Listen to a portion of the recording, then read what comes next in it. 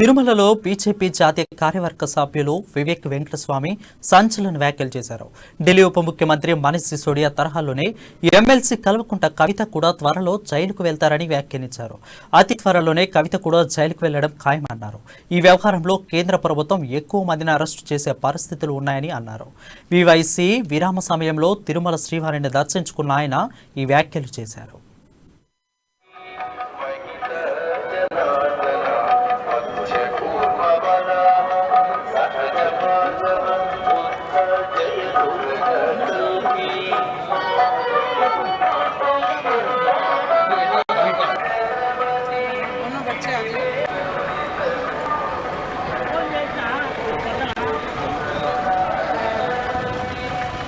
ఈరోజు మా మన్మడు వారెన్ వెంకటస్వామి గారి పుట్టింట్రికలు తీయడం జరిగింది. తిరుమలలో స్వామి గారి దర్శనం చేసుకుని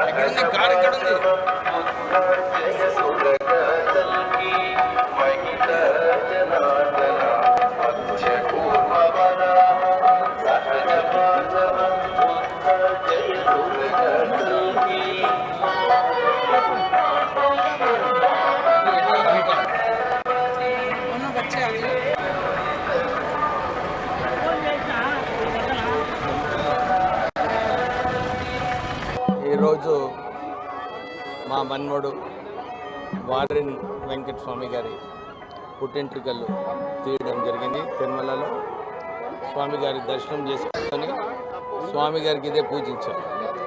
ఈసారి బడ్జెట్లో మోడీ గారు ఉద్యోగాలు కల్పించాలి, ఆయుష్మాన్ భారత్ అందరికి కూడా చెందాలి, మోడీ ఇల్లులు కట్టడానికి బడ్జెట్లో మంచి ప్రొవిజన్స్ పెట్టారు.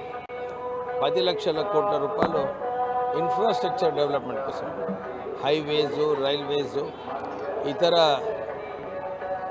సంస్థలలో కూడా ఎక్కువ నిధులు ఇచ్చి ఉద్యోగాలు కల్పించేలాగా ఈ బడ్జెట్ పెట్టారు.